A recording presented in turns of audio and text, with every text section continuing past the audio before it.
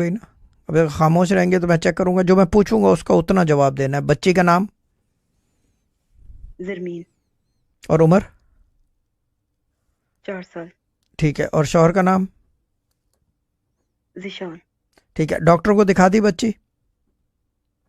हाँ जी, इसका इम्प्लांट हो गया ना, ये अभी क्लियर नहीं बोल रही, कोशिश कर रही है ठीक है, लेकिन क्लियर नहीं बोल सही रही क्योंकि तरीके से सुनने आ में नहीं रही क्यों, वर्ड। 2 मिनट, सुनने में मसला था तो बोलने में भी डिले होगा ना।